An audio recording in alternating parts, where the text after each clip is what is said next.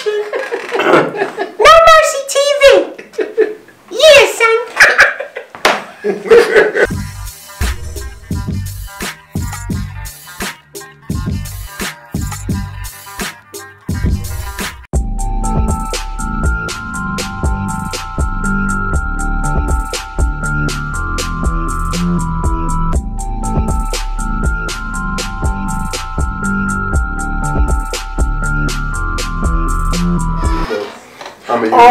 You know what? One thing I wanted to jump into because I feel like for people who jump into certain professions as people, you know, like you who, you know, you do comedy, I'm pretty sure you're earning a living off of it. Mm-hmm. I want people to kind of get to know what the grind is like before they can really start earning.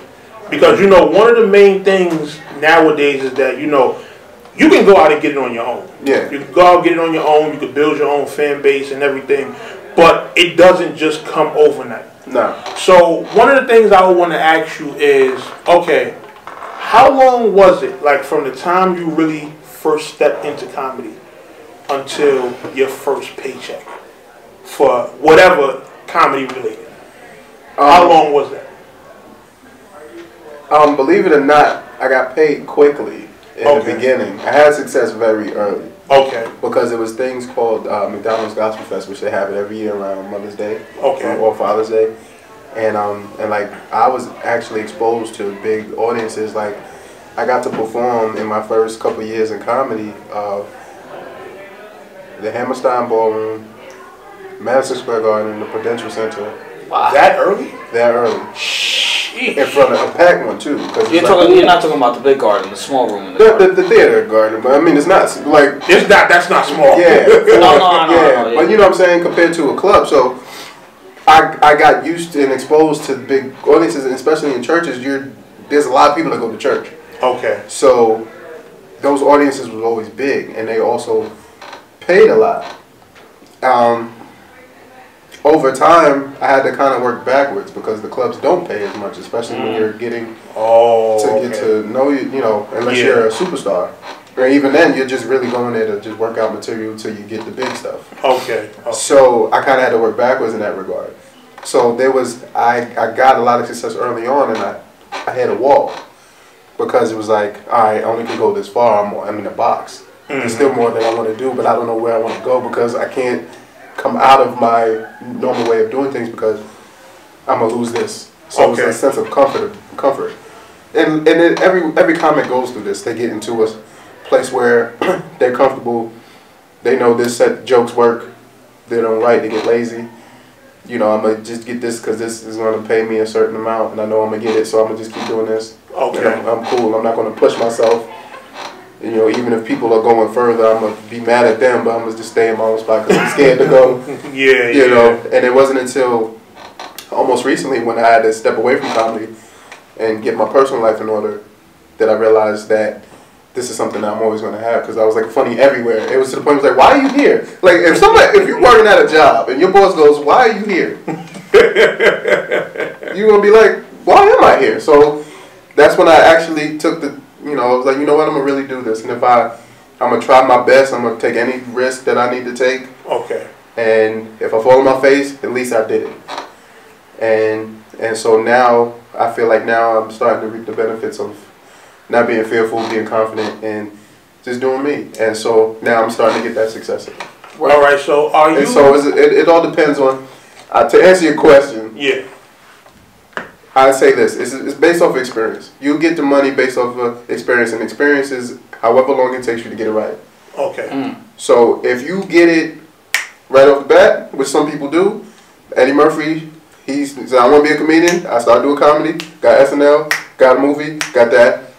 He blew up. It happens that way. It happens like that. Yeah. Because he was confident, he knew what he wanted to be early on. There's some people like me that's like, I don't know if I want to do this. Yeah, okay. Or maybe I want to do this. I want to do sketch comedy. I want to do this, or I don't know. Or you know what I think I sometimes like even I know with the money I wasn't making, it wasn't comparing nothing to yours, but when I started Battle Rap Arena and I started getting all these views and then the monetary views, and I'm like, damn, I really didn't even have to struggle for this shit. Yeah. Like, you almost feel guilty. Yeah, it's like, a passion. because everybody else is struggling, you know what I mean? And that's what the conflict was on Crashing, that episode, the same episode that I was on. He was feeling guilty because he wasn't struggle. That's right. Yeah. Because it was easy to him, because it wasn't challenging, but he felt wrong. He felt like he wasn't working, or he felt like he was just comfortable. Okay. So and not to just give the story away, it's actually really good, and I wish that it got picked up for a 4th season, but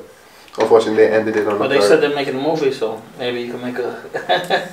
We'll see. But yeah, I don't know. But even though it's still something that's etched in history and something that I can show my kids, and, yeah, you know, and that's something that I always will remember, and it helped me grow as a comedian. And so, like I said, the success is, as long as you have the confidence in what you're doing and you're honest with yourself. Yeah. Because a lot of people will just be getting up there, or you see in battle rap, like, you know you ain't supposed to be doing this. like, come on, like, for real. Listen, I run a smaller league where we kind of have to weed out the people to help get them to bigger platforms. Yeah. So we deal with all that. Like, Smack, ARP, Organic, they don't really deal with the guys coming in. Yeah, by the time you get there, you already got it. But we got to filter out the people who, you know, are you going to take battle rap serious or not? You know, people who don't show up and, you know, stuff like that. Yeah. You know. Yeah, man. And even then, I was there live for Ladas A Dose. I don't think they ever put that out. They were disappointed in that battle the way it came out. Hey, it happens, man. And that's what seasoned names already. Yeah.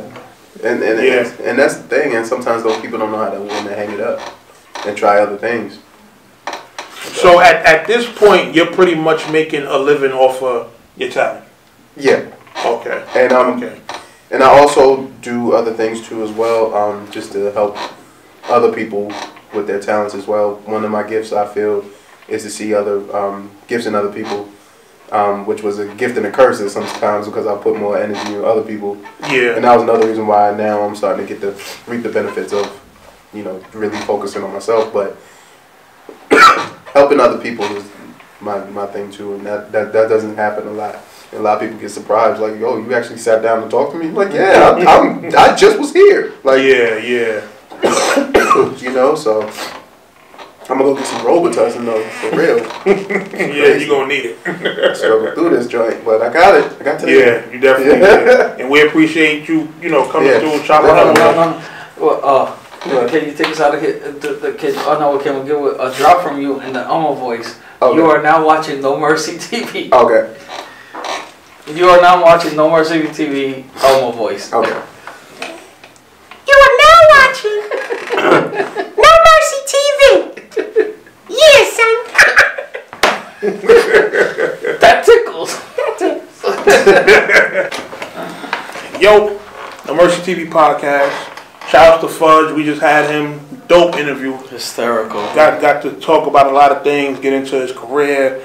Talk about the business of comedy a little bit. He did a couple impressions for us. That was funny. You know what I mean? His coffin started acting up a little. Yeah. Pardon that. You feel what I'm saying? Like, he's not doing too well. You know, a little cold, I know. So, wanted to touch on a couple topics, man. Kodak Black and Young M.A. I think Kodak Black is the best show ever, bro.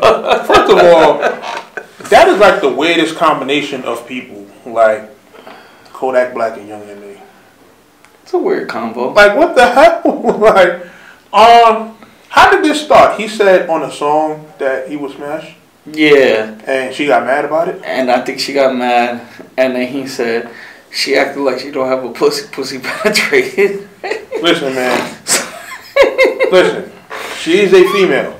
No matter if you think she's a dyke or she's a lesbian, whatever the case is, she's a female. And as a male, he is allowed to be attracted to her. I agree. I understand the whole she's a tomboy thing, but I've seen cute tomboys before. Bro, you know what's funny? I'm gonna say this because I think I don't even speak to Shorty no more, but I had beat a tomboy lesbian. We met at work. I ain't gonna say what job, but we met at work. But she was. I ain't gonna say she was Young Ma status. That's a little much because you see Young Ma, you're like, this is a fucking dude. But she was like the button-down shirt, like. She was the dude in the relationship. Like she's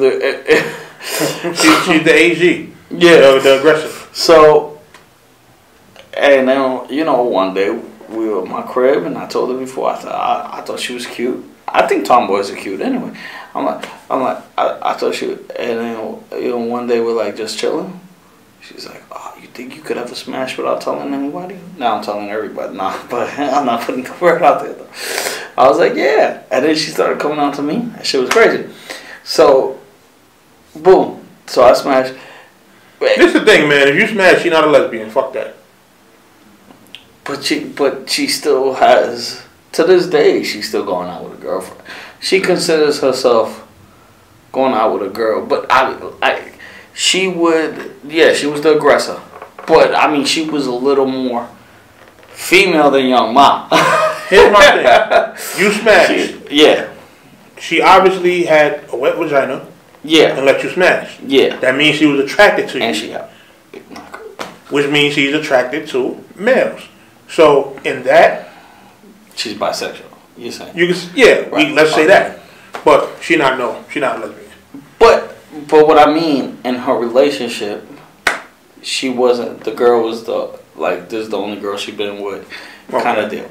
So, now Young Ma's a little OD, so I know he's trolling. Because I didn't even really know who Young Ma was. So she was like, look, I'm a female. I know I'm a female. I'm like, holy shit, you are? It's a little scary to me. I mean, to me, she's not, and I'm saying, my personal opinion, she's not attractive. Oh, I thought you were going But, as her, let me put it this way. She's not up there as far as being attractive. But she does have, a certain swag and everything about her that I could possibly see a nigga like Kodak gravitating towards. She reminds me like Snoop from The Wire. Yeah. Right? Yeah. So like in that manner, yeah. But we all know that Kodak is just doing this just to troll. He's not. You know what? I would have to hear the song and hear the bar because he might be serious. He might really want to smash. But when I seen her response video, I don't even think she was really on some coming at Kodak with what she was saying. She's like, yo, y'all niggas are weird. I think she's talking about the fans that was feeding into it and making it a thing. Niggas jumping. Well, because it's funny. How can you not laugh though? Nah, it could be funny, but at the same time, to make it a thing, for it to be on headlines and blogs and stuff like that, yo, dudes say they want to smash chicks all day. Yeah, yeah. You feel what I'm saying? So it's I don't think that's really. I think it's being taken further than what it needs to be. Yeah, yeah, but I'm still giving Kodak his troll credit. He got a reaction and it worked. So that's definitely a thumbs up for him. And he has a point. He said, "Pussy doesn't penetrate."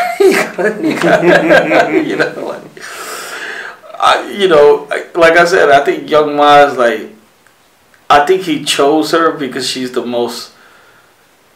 Because she was like, oh yeah, I'm a girl. I realized, she's the one. There's other lesbians that you could have done it to that are more that you'd be more attracted to than Young Ma. You know what I mean? Yeah. So I think he did it because of that. But I don't know, man. I find shit like this funny, bro. It's the same reason why I was a Tekashi fan. Just keep me entertained for the most part. Speaking of Tekashi, they calling him an industry plant. Nah. No way. He's not. He's not. But, and if he's a plant, this is the best job since Donnie Brasco. This dude, you're telling me this dude, 21-year-old ignorant, he has a not pedophile charge, which I still agree with him, of the girl lied to him, and the age difference was crazy. But how can people just not see that he's a kid that got in over his head and copped the deal at this point? Yeah. That's all it is. Like, the industry plant shit is like... He made a decision to be a snitch, and he's snitching. I don't get the whole plant theory. Because they saying being that he brought down such a powerful... Because the shit the non-trade was a nice little movement as far as the New York City streets go. Been around for a minute, so for him to finally... So this 20-year-old kid from the Bronx who chills with DJ Academic, who gets these 6'9" tattooed all over his body. From Brooklyn, actually. From Brooklyn, I'm sorry. Gets 6'9" tattooed all over his body, on his face, is all of a sudden this undercover agent that we're going to send you to meet with Shotty. The reason why Shotty took him under his wing is because he was like, this kid is from the hood. Like, isn't yeah, that ain't no industry plant shit. You know, and I had seen, like, when 6ix9ine first blew up, you was able to kind of type his name in YouTube and backtrack and see his older videos. Yeah. Like, his hair color was different. He didn't have as many tattoos. So you could tell he changed his image to fit with what's going on now. He's not no industry plant. Like, first of all, a little broke kid like that from Brooklyn, like, how do you become an industry That's plant? what I'm saying. Like, do the Illuminati just come in, like, find you or something? Like, you know, just stupid little stuff like that. That's my whole point. He's a plant. This has to be... like y'all are trolling with that like stupid these comment. Conspiracy theories that you... These conspiracy theories that you guys have... You like, know, some conspiracy theories are cool and they actually make sense. Some of them are downright stupid and have no logic to them. I would have believed more if somebody had told me back in the day 50 was an industry plant. Because 50 had made this name for himself a little bit, getting shot now. I'm not saying it would have been true, but I would have held that to more belief than Tekashi. I wouldn't have either one of them to that belief. Yeah. I don't even, and to be honest, I don't believe in the whole industry plant thing anyway. Yeah, that's true. Like, you know, these people are actually out making music. You know? Even though, man, I was watching this like show on Pocket and Biggie, and like there's a whole nother conspiracy theory that like it was feds that became friends with Pocket inside that were telling him all this intake on Biggie doing it because they wanted him to go outside and fuck up again. Possibly, I can see that. That conspiracy theory, I'll believe more than Tekashi. But this is the thing, Pac was set up on all angles. So, yeah. like, that's one thing that you know, like, he definitely was set up. But I just, like, people got to understand, with the whole industry plant thing, look, people make their music, they do their art, they get the attention of labels. Mm-hmm. You know, they actually, the thing is, y'all don't see the grind. Y'all don't see them getting up, going to showcases and network, like networking showcases and things like that, where you can meet people that's of importance. Like, you could be walking down the block and somebody who's a billionaire in the industry could be driving right by you and you won't know it. You know, like, these events go on all around the world now. You know, so it's always people that's out there looking for the next big act, looking for the next talent. But you're not going to see it because, you know, you in your home, you got another life, and, you know, you're just not experiencing the lifestyle. But these guys actually have to be out there grinding. You know, and when they finally get their deal, they get their $2 million, they get their house, their advance, their cars and everything. The label has to make that back. So for the label to make their money back, they have to put their resources to use to put them all over radio, all over YouTube. And they have to force feed them to you or the rest of the fans out there so they can buy into this product and the label can make their money back. Facts. It's really that simple. And this dude Shotty was looking for artists. It's not like he was looking for artists. Weren't looking for artists. So it's not like they're like, oh, you got to meet him at this day. I like I said, I just think y'all are overreaching with that one. Conspiracy theory. And what else was we gonna touch on? Fuck, there was something else. Yo, what I wanted to talk about, I don't know if you've been paying attention to this. Jay Prince. I was just gonna. I swear to God, I just thought in my mind. I don't know the story. So what happened with the chain? All right, so pretty much because all I saw was Jay Prince got the chain back on Twitter. So, a dude named YBN. I don't know, YBN, NBA. I don't know all these acronyms, but one of them guys. Oh, YBN Almighty J. He pretty much was in the Bronx, walking around with his jewelry, no security. He got robbed, beat up. I think they cut him, stuff like that. They stole his chain. okay. And one of the dudes that they say was involved, allegedly, had the chain in his music video. Not only that, they recorded the robbery. Wow. And getting beat up. So Jay Prince goes to Instagram. He posts the robbery and is tagging different artists and people from the Bronx. Like he tagged Cardi B. He tagged French Montana. He tagged My Son. He tagged Hocus 4/5. Now, you may not be familiar with Hocus 4/5, but the reason I didn't respect what Jay Prince posted was because, listen, man, you an OG. You've been around here for years. Like, I'm a dude. I'm 30 years old. I done followed you from, the Rap-A-Lot days, the early days with Scarface and, everybody from Texas that was down there rocking with him. So you an OG. You call them shots down there and everything like that. When you get on Instagram and you post a video of a robbery, you tag someone like Hocus 4/5. Hocus 4/5, let's just say if you Google sex, money, murder, you'll find out a lot about what this guy was around. Okay. Even he said in his Instagram post, in the police station, they have him at the top of a pyramid on the blackboard. If you watch Law and Order or any police movies, you know what. Yeah. You know the tree of people to bring down. He's at the top. Okay. Somebody like that, you don't post a video of a robbery and tag him in the post. Because you bring unwanted attention to him. You get what I'm saying? So that was the reason, me personally, I didn't respect the post.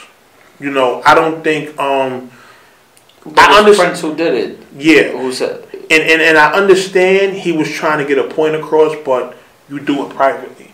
Yeah. Something like that, you don't bring unwanted police attention to people who are like already a target for the police. Yeah, yeah.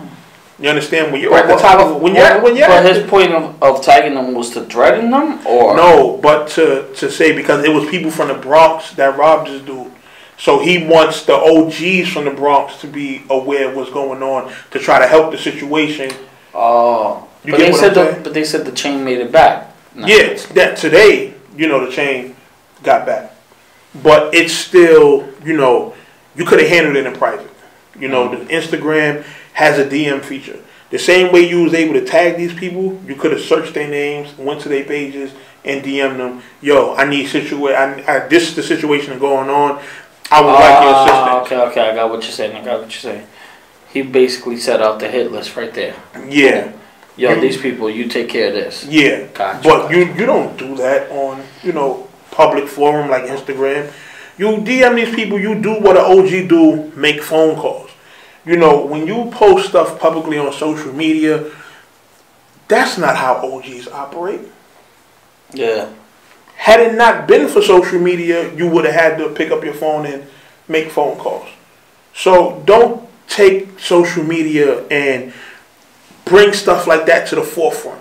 Now it's good that he accomplished his mission, which was, getting the chain back, because we don't want to see nobody get robbed. Robbing people is wrong. You understand? Especially, I don't know what might have provoked it. Like, people were saying, like, the almighty dude got a dude named Skinny from the 9. They say he got him robbed or whatever the case may be. But, the joint got to stop somewhere. You feel what I'm saying? So, it's good that they did get the chain back. But, at the same time, it just could have been handled better. You understand? Yeah. So, that's just, my take on that. Salute to Jay Prince. Salute to, Hocus 4/5, My Son, and, everybody that was involved. But stuff like that, when it's time to get handled, keep that shit in the DMs and on the phone lines. Don't bring that shit to forefront of Instagram. I interviewed Prince before.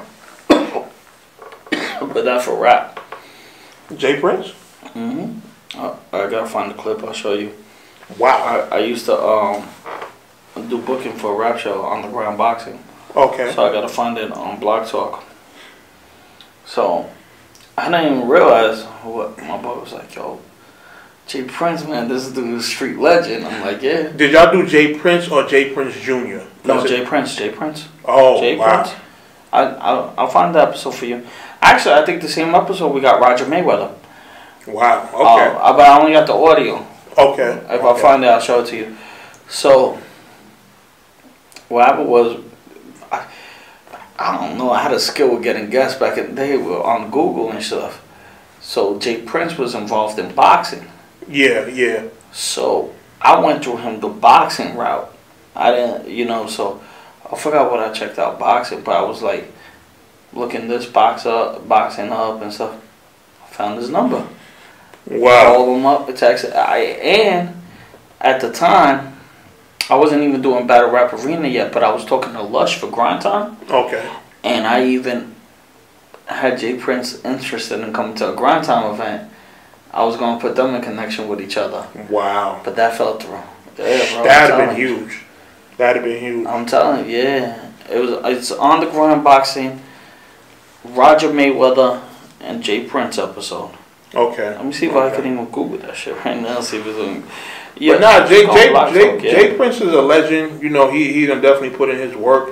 He is street legend. I know he got a book that I really I plan on getting the book and reading it and seeing what's up. But stuff like that, I feel like OGs, us older cats, we gotta keep certain stuff like that on social media. I heard like the top 3 or 4, because I think Diddy's in the category too. That should be feared though. Okay. Not Shotgun, Suge Knight. Well, anybody with millions of dollars should be feared. Jay Prince. Yeah, you're right. But I'm saying these are the ones that they're like that I wanted to interview, and they're like, you gotta act. Listen, y'all niggas with millions of dollars, I don't want no beef because y'all be sending people like I don't want no parts of that. You little dirty niggas who be talking crazy and y'all don't got no money, I'll beat one of y'all up. Y'all a good fodder for me, but I don't want beef with no millionaires. Yeah, for real. And Trick. Yeah. Yeah. They're like those. That's the thing. Trick. I don't even think Trick is rich. He just got that pull in the street. Like, yeah. Yo, that's a person I would love to interview. Trick? Hell yeah. Yeah, man. Yo, Trick, what up, bro? I actually used to I like the joint he had with him. I love that joint. That's like that. All my gangsters and all my thugs. I don't know much more of his music than that, but that is one of my favorite records. That shit is, and then Adam's even giving from shit looking little fishy. Gotta go, my boy Trick. Yeah. So But I heard Trick got that pull though. Yeah.